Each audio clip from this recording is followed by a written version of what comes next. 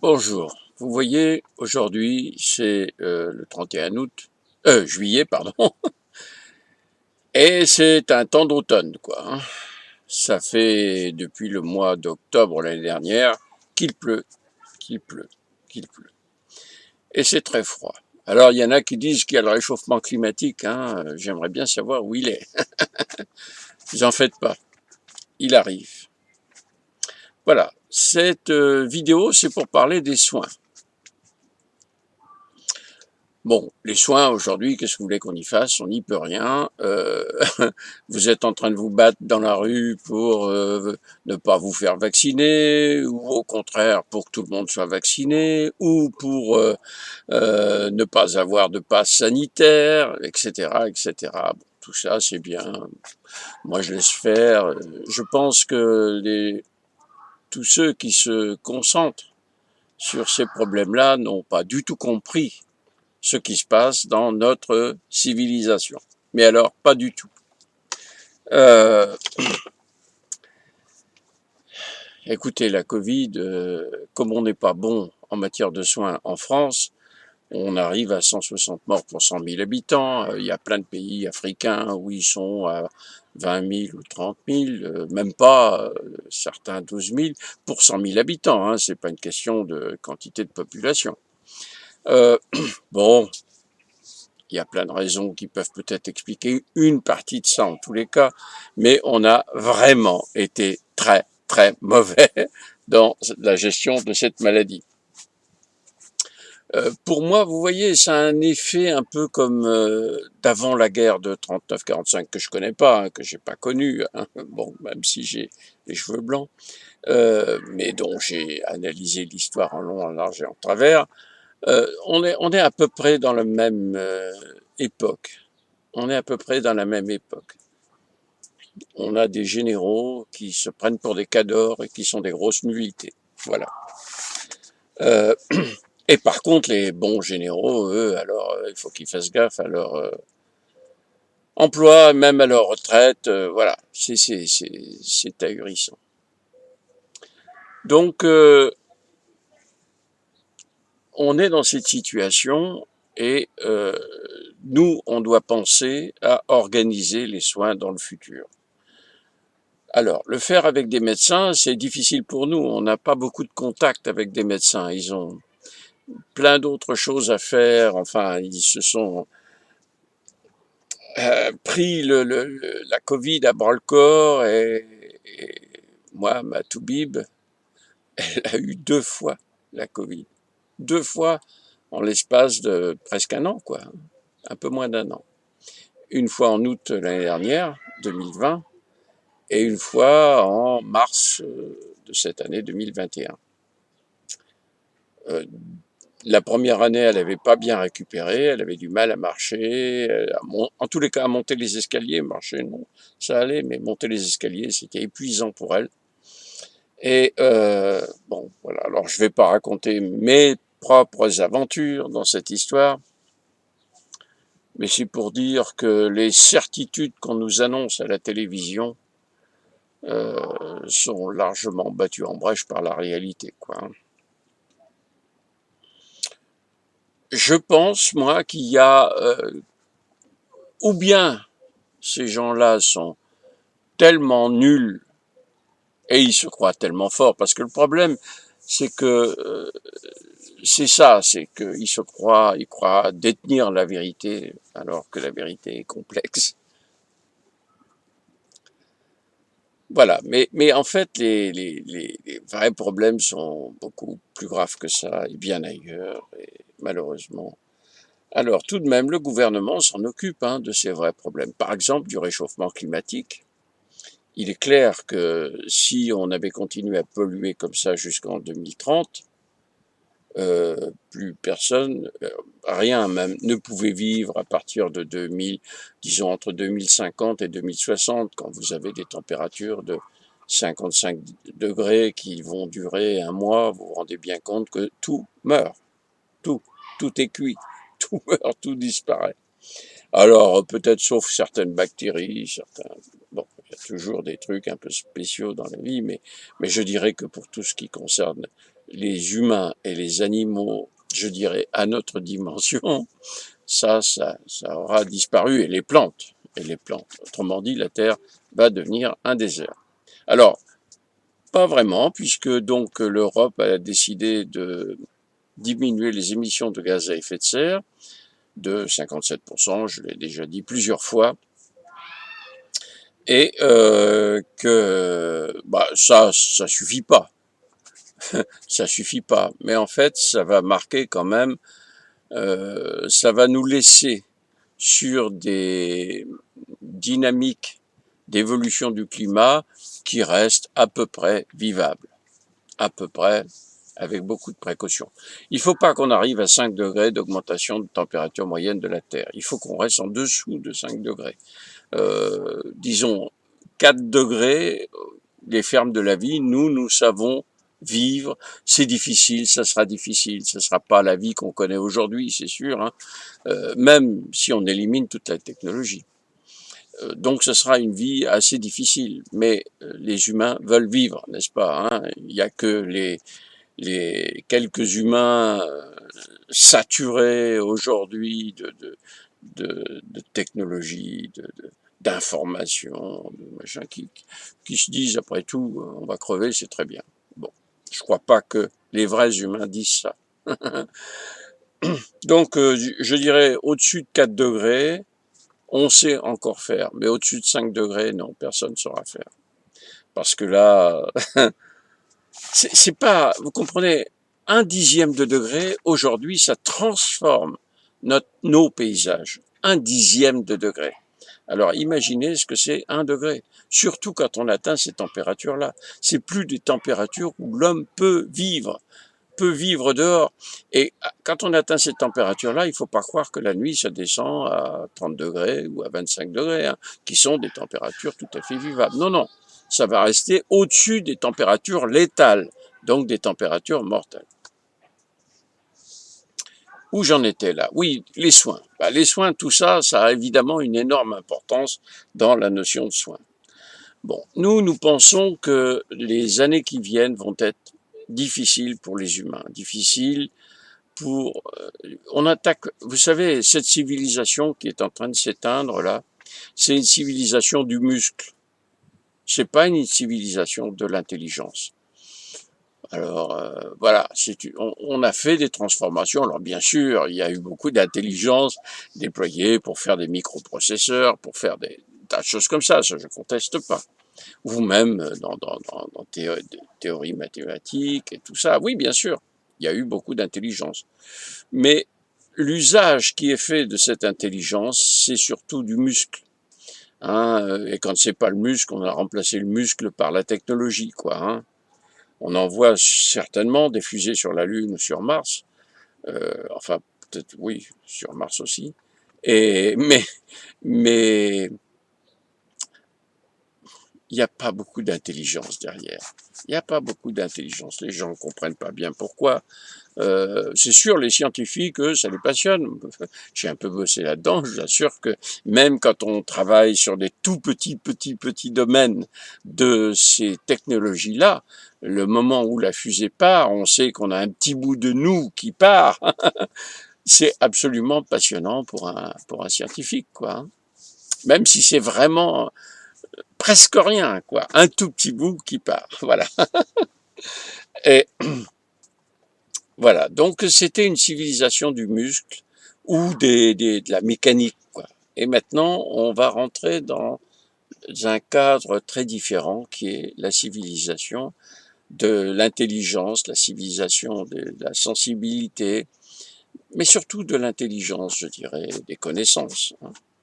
Alors on va en perdre beaucoup de ces connaissances parce que j'ai pas l'impression que les scientifiques ont envie de se bouger un peu le cul pour extraire les connaissances de leurs ordinateurs ou de leurs serveurs. Ah, ils pleureront, il va y avoir un moment, ils vont pleurer hein, quand ils vont s'apercevoir que bah il y a plus d'internet, il y a plus de alors voilà, la connaissance elle est partie dans les nuages, n'est-ce pas hein. Allez la chercher les gars. Bon, enfin, qu'est-ce que vous voulez qu'on y fasse? On est obligé de prendre ça avec philosophie J'ai dit ça dans une autre vidéo, je vais le redire, parce que l'imbécilité des hommes est incommensurable. Là, on prend conscience que la non-connaissance, la méconnaissance qu'on a des choses en général, quoi, c'est quasi infini. Pourquoi quasi? C'est infini. Et je trouve que l'imbécilité, ça suit exactement le même processus, le même chemin. Bon, on n'y peut rien. C'est comme ça. Donc il faut prendre ça avec philosophie et essayer malgré tout d'avancer. Il y aura ce qu'il y aura comme connaissance disponible après le grand chambardement. Et alors on n'aura pas d'ordinateur pour reconstituer ce qui a pris peut-être 10 ans à être formalisé, etc., prendra certainement pas loin d'une centaine d'années avec les techniques du crayon, il va falloir les fabriquer, du papier, il va falloir le fabriquer, et ça va pas être facile. Euh, voilà, mais bon, les gens s'en foutent. Bon, nous, on est en train d'essayer d'apporter des soins aux gens. Mais tout ce contexte-là fait partie de ces notions-là. Donc, actuellement, la médecine occidentale, en tous les cas, c'est une médecine curative qui soigne, et la plupart du temps, avec des techniques marteau-pilon, hein, donc des médicaments, etc. Moi, je voudrais revenir à des bases beaucoup plus terre à terre, je dirais. Si vous voulez, dans l'homme, l'homme est un mécanisme très complexe. On croit qu'en administrant telle molécule, on va agir comme ci, comme ça. Ouais, sûrement. Mais dans l'homme, il y a des mécanismes autrement complexes qui perçoivent ces choses-là et qui les contrecarrent, ou qui les amplifient, ou qui, etc. Je cite souvent l'histoire de mon père qui avait une allergie au bois pour un menuisier. C'est un peu gênant. Pas à tous les bois, heureusement, mais à beaucoup de bois en tous les cas. Il a été soigné pendant 3 ans. Je me souviens de ses soins, donc des pommades, des trucs, des bandages, etc. Bon, il me montrait, on voyait l'os, hein, les fentes montraient l'os. Un jour, j'avais 12 ans à peu près, et il m'emmène voir une dame. Donc au bout de 3 ans de ces choses-là, très désagréables, il m'emmène pas voir, il va voir une dame, il m'emmène simplement dans la voiture. On venait d'avoir la voiture il y avait quelques jours. Il m'avait fait un peu conduire, voilà, à 12 ans, vous voyez, on est... À l'époque, il n'y avait pas tous les flics, tous les contrôles et tout ça. Donc j'avais un peu conduit cette voiture. Donc il m'emmène dans une ferme. Il y a une femme qui sort d'une écurie, une femme habillée tout en noir. J'ai envie de dire une vieille dame, enfin, comme je sais que j'avais 12 ans, disons qu'à partir de 30 ans, elles étaient vieilles, quoi. Hein. Mais là, bon, elle avait un foulard, enfin, comme une vieille dame, quoi. Hein. Et puis, devant l'entrée de la machin, elle prend la main de mon père, elle fait des gestes. Voilà. Je vous montre pas les gestes parce que je m'en souviens à peine, quoi. Hein. Elle fait des gestes et ça a duré, mais ça a duré longtemps. Longtemps, longtemps. Mon père revient, il était à 40 mètres, 50 mètres de moi, revient à la voiture en titubant. Et il vient du côté passager, donc du côté où j'étais assis. C'était une Simca ronde, noire. Et, et il ouvre la porte, et puis il me dit, pousse-toi, pousse-toi, c'est toi qui conduis. Et puis vraiment, il était là, mais comme, voilà, comme, bon, euh, j'ai conduit la voiture. Ouais, ouais, j'ai fait 14 kilomètres. Je ne sais plus, mais de l'ordre de 14 kilomètres. Je sais à peu près où elle est, cette ferme. Et j'ai ramené donc mon père à la maison, vivant. Bon, et puis voilà, il a recommencé à aller au travail. Oui, à cette époque-là, les arrêts de travail, c'était pas tant qu'on pouvait. tenir sur ses jambes, on allait travailler, quoi, hein. Et 15 jours après, il était totalement guéri. Totalement guéri. Ça m'a beaucoup marqué. Moi, je suis un scientifique, enfin un scientifique, pardon.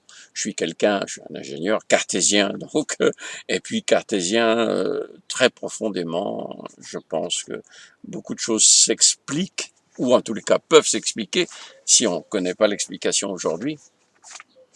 Et j'avais le sentiment que là, il y a une explication, mais qu'on ne la connaît pas. Et que cette dame, elle avait ce qu'on appelle des pouvoirs, hein, entre guillemets, des pouvoirs, en tous les cas des pouvoirs extraordinaires. Guérir mon père. Alors on peut me dire aussi qu'il y avait une coïncidence, que les médicaments, tout d'un coup, commençaient à faire effet. Bon, voilà. Je vous ai raconté cette histoire, je vais vous ramener donc vers cette médecine-là. Je pense que maintenant, il faut reprendre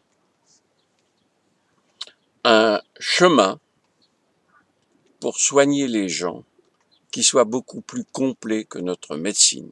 Médecine qui fait d'ailleurs une erreur, c'est une médecine qui soigne. La médecine anglaise est une médecine qui essaye de faire de la prévention, mais toujours avec des techniques qui sont des techniques curatives, hein. On essaye de faire de la prévention en éliminant le stress, en éliminant la trop grande bouffe, en éliminant des choses comme ça qui sont évidemment, mais ça va pas assez loin. À mon avis, on peut aller beaucoup plus loin. Je prends aussi exemple sur l'Ayurveda.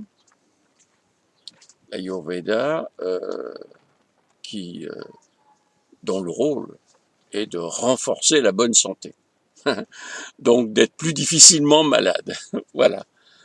Et je pense que toutes ces techniques-là, toutes les techniques, moi j'ai fait depuis, je sais pas, 4-5 ans, je fais du Taiso, qui est une espèce de gymnastique, peu importe, c'est un peu l'échauffement des judokas. Ça m'a fait un bien gigantesque. Et là, avec la Covid, depuis quelques mois, on a arrêté. Et je sens que je perds de la dynamique extrêmement rapidement. Donc voilà, donc notre vision des soins, c'est de reprendre l'homme à la base. Il a plusieurs racines, l'homme. Il a la naissance, et puis il a aussi son histoire, l'histoire humaine. Je dis souvent, l'homme a peur du loup, même encore, pourtant il n'y a plus de loup, hein. L'homme a peur du loup. Et il a construit des mécanismes pour résister à cette peur. Et ces mécanismes sont en nous, c'est nos gènes, enfin je ne sais même pas si c'est les gènes, toute la, toute la compréhension de nos corps est bâtie sur les actions des gènes, mais est-ce qu'on sait ce qu'il y a dedans réellement? Donc moi je pense qu'il faut plonger très profondément dans cette histoire ou cette, comment dire, proto-histoire très très ancienne qui nous a construits. Nous, les hommes, on est les résultats de ces peurs, des résistances à ces peurs, de comportements qu'il fallait avoir quand des phénomènes, voilà. On est le résultat de ça. Et je voudrais que la médecine parte d'aussi loin que ça et remonte. Je voudrais qu'on fasse remonter aussi une certaine sagesse. Regardez notre civilisation actuelle, quoi. C'est lamentable. Où est la sagesse? Où est la sagesse? Rien, nulle part. Il y a des pseudo-savants qui nous expliquent que eux savent. Voilà. En réalité, ils savent rien du tout. Ils sont incapables de faire quoi? Dans quel domaine ces gens-là sont-ils capables, à part d'aligner les mots? J'ai déjà remarqué qu'il y a une compétence que je n'ai pas et que, bon, je vais me faire bien voir avec cette vidéo, hein. Voilà, donc je veux qu'on remonte très en amont, euh, et j'ai trouvé des gens qui sont assez extraordinaires pour moi. Attention, je comprends pas tout, hein, je comprends pas tout, mais je sais que ce sont des spécialistes, et dans chaque domaine, je voudrais des spécialistes. Et nous, on écoutera les spécialistes, hein, vous voyez. Si on a un professeur Raoult qui a travaillé dans des maladies comme la Covid, ben, on va écouter le professeur Raoult, quoi. On va écouter religieusement. Et on ne prendra que des décisions qu'il aura approuvées. Hein. Bah, il y en a plein d'autres, des docteurs, qui savent aussi. Enfin, moi, je sais pas. J'ai un coiffeur qui s'y connaît pas trop mal en soins, tout ça. Mais quand je suis malade, je vais voir mon médecin. Je vais pas voir mon coiffeur. Vous voyez. Bon, enfin, là, je vais vraiment me faire bien voir là. Mais bon, c'est comme ça.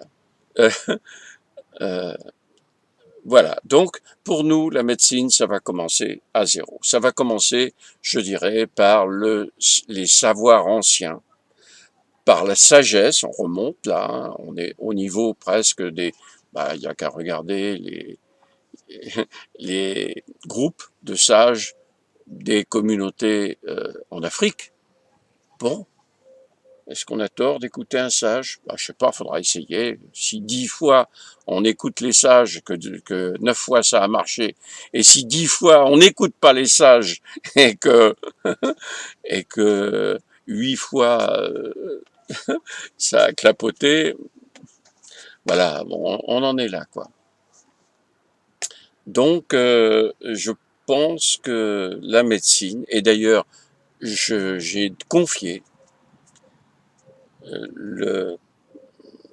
l'organisation de ce que seront les soins demain, donc à Miley Roy, qui est chaman, qui a travaillé pour l'armée, enfin bon, pour presque toute sa vie, quoi, enfin une grande partie de sa carrière professionnelle. On peut pas la soupçonner d'être une farfelue du cerveau, etc. Non, non. Et bon, et donc c'est à elle de, vous voyez, j'ai pas confié ça à un médecin, parce que si on confie ça à un médecin actuel, on se retrouve avec la médecine actuelle. Et donc les médecins, bah d'abord les médecins, ils ont quand même un sacrée quantité de problèmes devant eux, quoi. Hein. Alors tous, ils ont un ordinateur, donc poubelle. Euh, les médicaments, les gars, comment on fait? Hein, vous allez faire une ordonnance avec des médicaments, on les trouve où les médicaments? Hein? Les médicaments. Comment vous faites? Les médicaments, ils sont fabriqués en Chine. Hein. Alors avant qu'un dromadaire arrive de Chine jusque chez nous pour nous apporter un truc de ces médicaments modernes qui sont très bien, ben, il va falloir quand même se préoccuper chez nous de faire ce que l'on peut faire, ce que l'on doit faire. Hein. Euh, je, je pense toujours à zut, l'Alzheimer, vous voyez, chez moi. Bon, les gens qui ont une maladie du sucre, voilà, le diabète. Hein. Si on ne fabrique pas d'insuline, combien ça fait de morts selon vous? Allez, dites-moi un peu là. 3 millions. Bon, je pense que ces gens-là, ils ont envie de vivre, hein, même s'il fait 4 degrés d'augmentation de la température moyenne de la Terre. Ces gens-là, ils ont envie de vivre. Sinon, ils seraient partis depuis longtemps. Donc la médecine, elle a plein de problèmes, hein, plus d'IRM, plus de scanners, plus de radios même. Encore que les radios, on arrivera peut-être à les faire marcher encore un peu, à les faire fonctionner.